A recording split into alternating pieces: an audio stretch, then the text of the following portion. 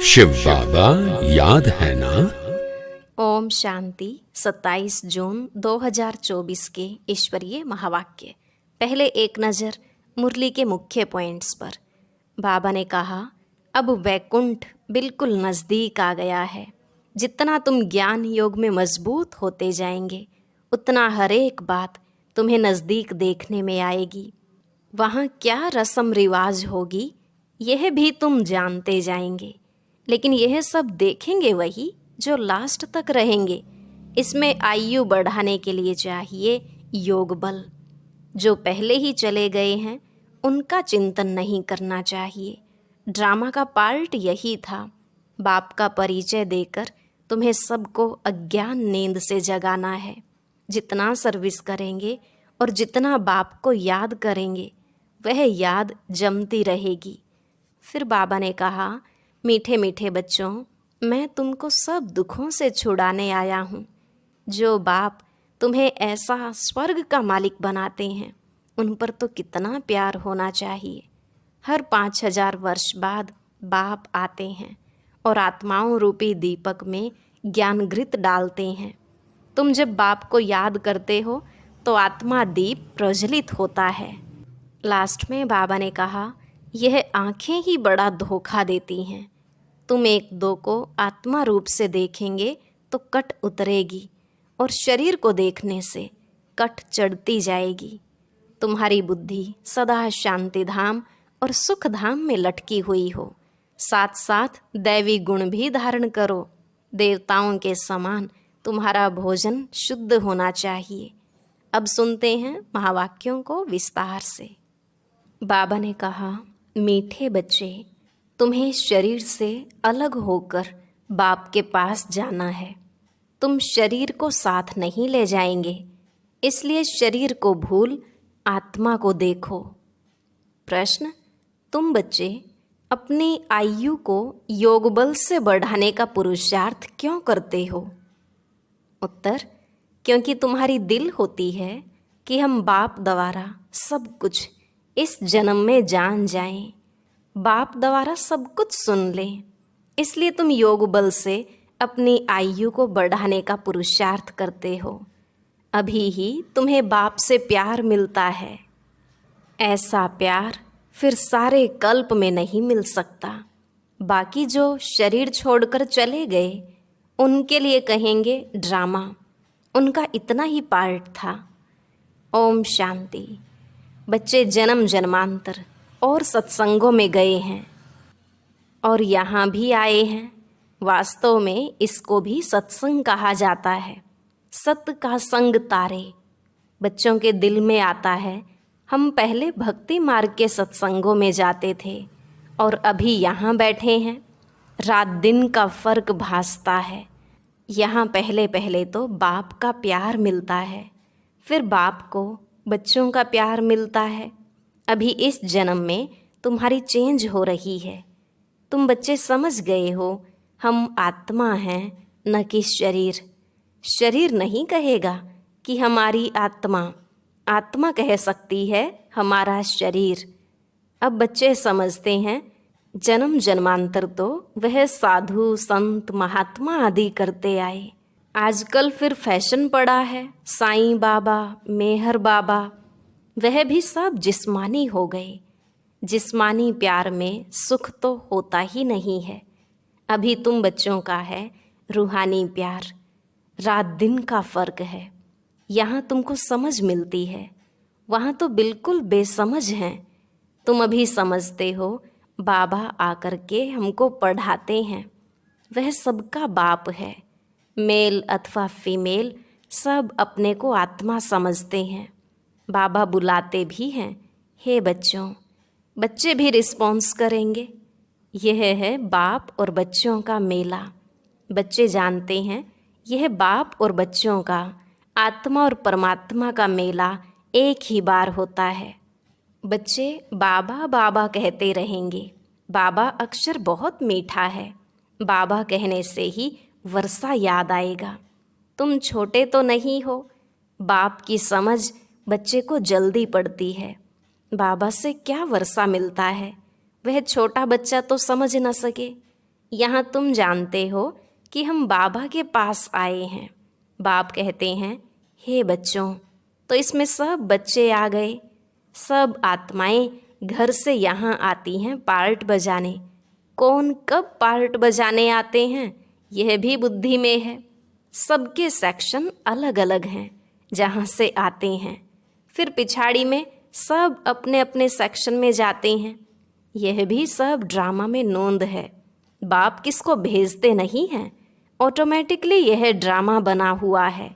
हर एक अपने अपने धर्म में आते रहते हैं। बुद्ध का धर्म स्थापन हुआ नहीं है तो कोई उस धर्म का आएगा नहीं। पहले पहले सूर्यवंशी चंद्रवंशी ही आते हैं। जो बाप से अच्छी रीति पढ़ते हैं वही नंबरवार सूर्यवंशी चंद्रवंशी में शरीर लेते हैं। वहाँ विकार की तो बात नहीं। योग बल से आत्मा आकर गर्भ में प्रवेश करती है। उससे समझेंगे कि मेरी आत्मा इस शरीर में जाकर प्रवेश करेगी। बूढ़े समझते हैं हमारी आत्मा योग बल से जाकर यह शरीर लेगी। मेरी आत्मा अब पुनर्जन्म लेती है। वह बाप भी समझते हैं हमारे पास बच्चा आया है। बच्चे की आत्मा आ रही है जिसका साक्षात्कार होता है। वह अपने लिए समझते हैं कि हम जाकर दूसरे शरीर में प्रवेश करते हैं। यह भी विचार उठते हैं ना, जरूर वहाँ का कायदा होगा। बच्चा किस आयु में आएगा वहाँ तो सब रेगुलर चलता है ना। वह तो आगे चल महसूस होगा, सब मालूम पड़ेगा। ऐसे तो नहीं 15-20 वर्ष में कोई बच्चा होगा जैसे यहाँ होता है।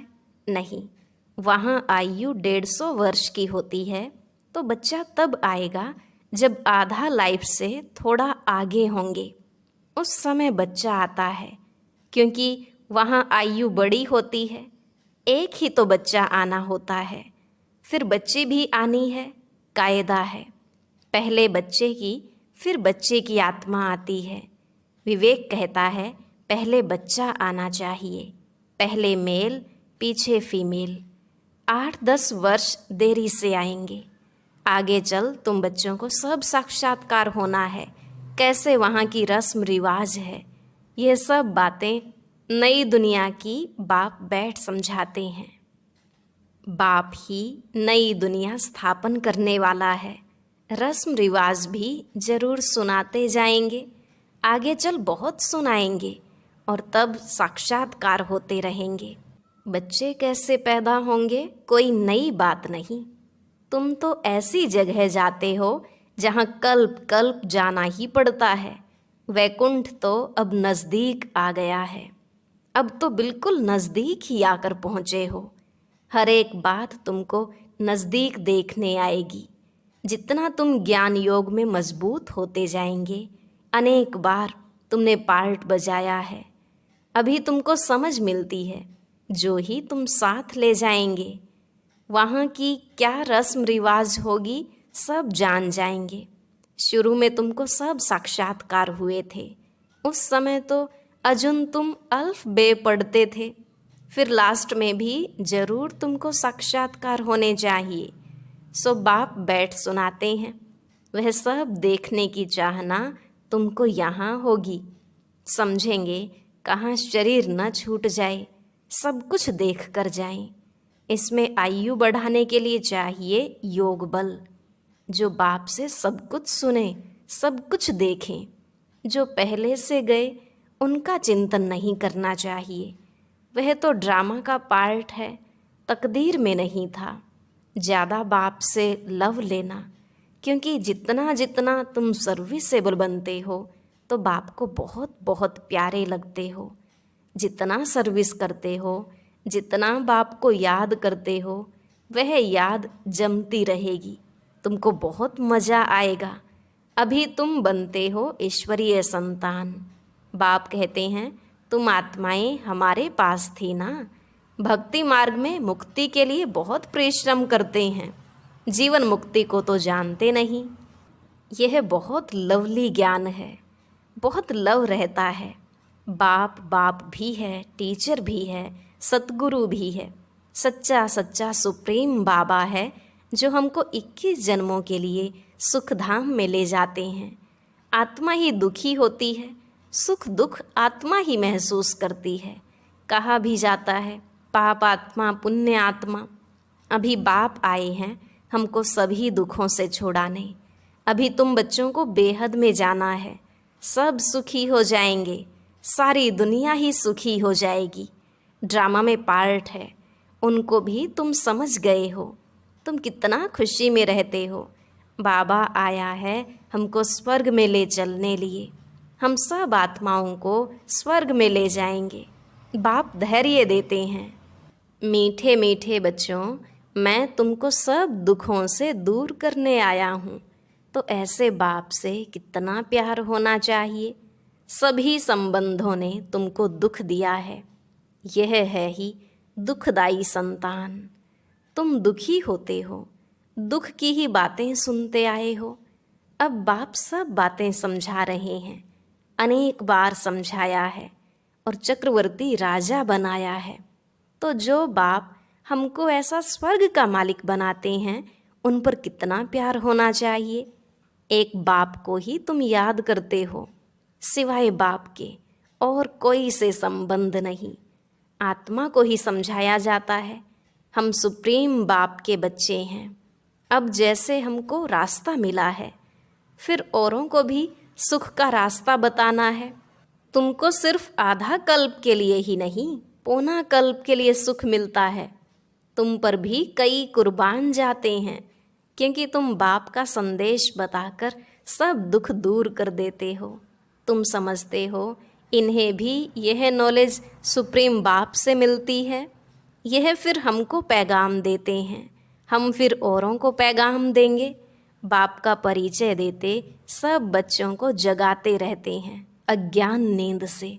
भक्ति को अज्ञान कहा जाता है। ज्ञान और भक्ति अलग अलग है। ज्ञान सागर बाप अब तुम बच्चों को ज्ञान सिखला रहे हैं। तुम्हारे दिल में आता है बाबा हर 5000 वर्ष बाद आकर हमें जगाते हैं। हमारा जो दीवा है उसमें घृत बाकी थोड़ा जाकर रहा है, इसलिए अब फिर ज्ञान घृत डाल दीप जगाते हैं। जब बाप को याद करते हैं तो आत्मा रूपी दीप प्रज्वलित होता है। आत्मा में जो कट चढ़ी हुई है वह उतरेगी बाप की याद से। इसमें ही माया की लड़ाई चलती है। माया घड़ी घड़ी भुला देती है और कट उतारने के बजाय चढ़ती जाती है, बल्कि जितना उतरी थी उससे भी जास्ती चढ़ जाती है। बाप कहते हैं बच्चे मुझे याद करो तो कट उतर जाएगी। इसमें मेहनत है, शरीर की कशिश न हो, देही अभिमानी बनो। हम आत्मा हैं, बाबा के पास शरीर सहित तो जा नहीं सकेंगे, शरीर से अलग होकर ही जाना है। आत्मा को देखने से कट उतरेगी, शरीर को देखने से कट चढ़ती है। कभी चढ़ती कभी उतरती, यह चलता रहता है। कभी नीचे कभी ऊपर, बड़ा नाजुक रास्ता है। यह होते होते पिछाड़ी में कर्मातीत अवस्था को पाते हैं। मुख्य हर बात में आँखें ही धोखा देती हैं, इसलिए शरीर को न देखो। हमारी बुद्धि शांति धाम सुख धाम में लटकी हुई है और दैवी गुण भी धारण करने हैं। भोजन भी शुद्ध खाना है, देवताओं का पवित्र भोजन है। वैष्णव अक्षर विष्णु से निकला है। देवता कभी गंदी चीज़ थोड़े ही खाते होंगे। विष्णु का मंदिर है जिसको नर नारायण भी कहते हैं। अब लक्ष्मी नारायण तो साकारी ठहरे, उनको 4 भुजा होनी नहीं चाहिए, परंतु भक्ति मार्ग में उनको भी 4 भुजा दी हैं। इसको कहा जाता है बेहद का अज्ञान। समझते नहीं कि 4 भुजा वाला कोई मनुष्य तो हो नहीं सकता। सतयुग में 2 भुजा वाले होते हैं। ब्रह्मा को भी 2 भुजाएं हैं। ब्रह्मा की बेटी सरस्वती, उनको फिर मिलाकर 4 भुजा दी हैं। अब सरस्वती कोई ब्रह्मा की स्त्री नहीं है, यह तो प्रजापिता ब्रह्मा की बेटी है। जितने बच्चे एडॉप्ट होते जाते हैं उतनी इनकी भुजाएं बढ़ती जाती हैं। ब्रह्मा की ही 108 भुजाएं कहते हैं, विष्णु व शंकर की नहीं कहेंगे। ब्रह्मा की भुजाएं बहुत हैं। भक्ति मार्ग में तो कुछ समझ नहीं। बाप आकर बच्चों को समझाते हैं। तुम कहते हो बाबा ने आकर हमको समझदार बनाया है। मनुष्य कहते हैं हम शिव के भक्त हैं। अच्छा, तुम शिव को क्या समझते हो? अभी तुम समझते हो शिव बाबा सब आत्माओं का बाप है, इसलिए उनकी पूजा करते हैं। मुख्य बात बाप कहते हैं मामेकम याद करो। तुमने बुलाया भी है, हे पतित पावन आकर हमको पावन बनाओ। सभी पुकारते ही रहते हैं पतित पावन सीताराम। यह भी गाते रहते थे। बाबा को थोड़े ही मालूम था कि बाप स्वयं आकर मेरे में प्रवेश करेंगे। कितना वंडर है, कभी ख्याल में भी नहीं था। पहले तो आश्चर्य खाते थे यह क्या होता है। मैं किसको देखता हूँ तो बैठे बैठे उनको कशिश होती है। यह क्या होता है? शिव बाबा कशिश करते थे। सामने बैठो तो ध्यान में चले जाते थे। आश्चर्य में पड़ गए यह क्या है। इन बातों को समझने के लिए फिर एकांत चाहिए। तब वैराग्य आने लगा, कहाँ जाऊँ? अच्छा, बनारस जाता हूँ। यह उनकी कशिश थी जो इसको भी कराते थे। इतनी बड़ी कारोबार सब छोड़कर गया। उन बेचारों को क्या पता कि बनारस में क्यों जाते हैं। फिर वहाँ बगीचे में जाकर ठहरा। वहाँ पेंसिल हाथ में उठाकर दीवारों पर चक्र बैठ निकालता था। बाबा क्या कराते थे कुछ पता नहीं पड़ता था। रात को नींद आ जाती थी, समझता था कहाँ उड़ गया हूँ। फिर जैसे नीचे आ जाता था, कुछ पता नहीं क्या हो रहा है। शुरू में कितने साक्षात्कार होते थे। बच्चियाँ बैठे बैठे ध्यान में चली जाती थी। तुमने बहुत कुछ देखा है। तुम कहेंगे जो हमने देखा सो तुमने नहीं देखा। फिर पिछाड़ी में भी बाबा बहुत साक्षात्कार कराएंगे, क्योंकि नज़दीक होते जाएंगे। अच्छा, मीठे मीठे सिकिलधे बच्चों प्रति माता पिता बाप दादा का याद प्यार और गुड मॉर्निंग। रूहानी बाप की रूहानी बच्चों को नमस्ते। रूहानी बच्चों की रूहानी बाप दादा को नमस्ते नमस्ते, गुड मॉर्निंग। शुक्रिया बाबा, शुक्रिया। धारणा के लिए मुख्य सार। पहला पॉइंट, बाप का संदेश सुनाकर सबके दुख दूर करने हैं। सबको सुख का रास्ता बताना है। हदों से निकल बेहद में जाना है। दूसरा, अंत के सब साक्षात्कार करने के लिए तथा बाप के प्यार की पालना लेने के लिए ज्ञान योग में मजबूत बनना है। दूसरों का चिंतन न कर योग बल से अपनी आयु बढ़ानी है। आज का वरदान, अलबेलेपन व अटेंशन के अभिमान को छोड़ बाप की मदद के पात्र बनने वाले सहज पुरुषार्थी भव। अलबेलेपन व अटेंशन के अभिमान को छोड़ बाप की मदद के पात्र बनने वाले सहज पुरुषार्थी भव।